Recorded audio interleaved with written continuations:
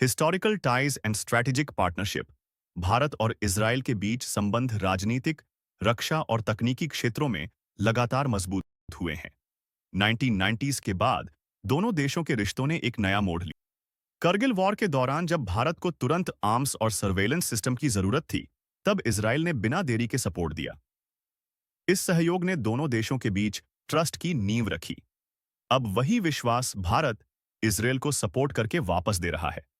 Recent shifts, India's diplomacy इन अ volatile middle east में बढ़ते तनाव के बावजूद भारत की फॉरेन पॉलिसी काफी बैलेंस्ड रही है।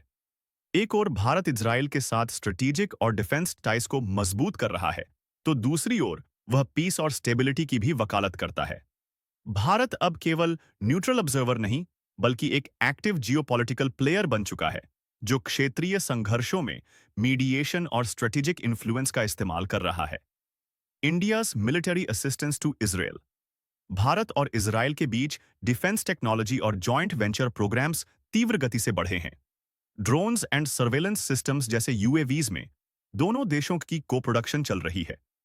मिसाइल सिस्टम्स जैसे बरक और स्पाइक का उत्पादन और इस्तेमाल दोनों राष्ट्र करते हैं।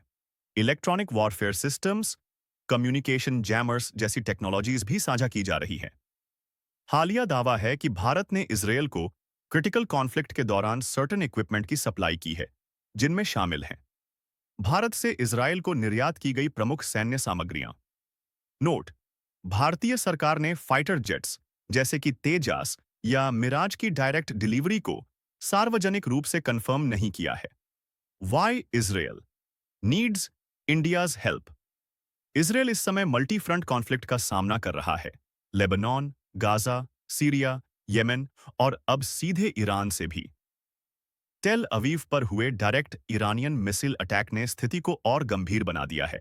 इसके जवाब में इजराइल ने इस्फहान स्थित ईरानियन न्यूक्लियर साइट पर टारगेटेड स्ट्राइक किया। ऐसे में इजराइल को advanced weaponry, real time technology support और रिलायबल एम्यूनिशन की आवश्यकता है। यही वह जगह है जहां इंडिया ने अपनी स्ट्रेटेजिक कैपेबिलिटी दिखाते हुए सपोर्ट एक्सटेंड है। भारत ने इजराइल को भेजा है Tejas mark 1A, Sukhoi 30, MKI Astra missiles, AK-203 rifles और Pinaka multiple rocket launchers. BrahMos जैसी सुपरसोनिक क्रूज मिसाइल के साथ अब इजराइल को मिला है भारत का स्ट्रेटेजिक कवर, वो भी ऐसे वक्त में जब इजराइल चार मोर्चों पर लड़ रहा है: गाजा, लेबनान, येमेन और सीधा ईरान से। ईरान ने जैसे ही टेल अवीव पर हमला किया, इजराइल ने फौरन जवाब दिया। इस्फहान के न्यूक्लियर फैसिलिटी पर टारगेटेड स्ट्राइक। और अब मैदान में भारत भी उतर चुका है, लेकिन चुपचाप और सटीक।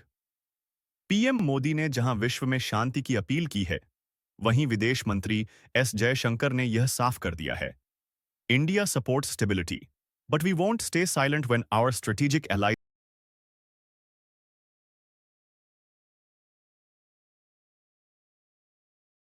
Of India's support. भारत का यह कदम केवल डिप्लोमेसी नहीं, बल्कि स्ट्रेटेजिक सिग्नलिंग भी है। Technological compatibility. भारत द्वारा इजराइल को भेजे गए सिस्टम्स पूरी तरह इजरायली प्लेटफॉर्म्स के साथ कंपैटिबल हैं।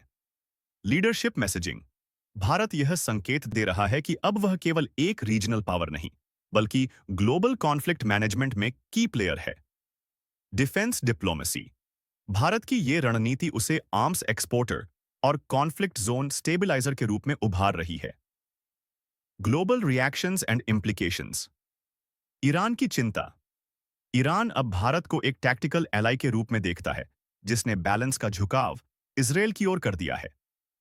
Western concerns. वेस्ट के कुछ विश्लेषक मुद्दा उठा रहे हैं कि भारत की स्ट्रेटेजिक इंडिपेंडेंस उनके जियोपॉलिटिकल लेवरेज को कम कर रही है। अरब वर्ल्ड का दृष्टिकोण। भारत की इंगेजमेंट बैलेंस्ड रही है।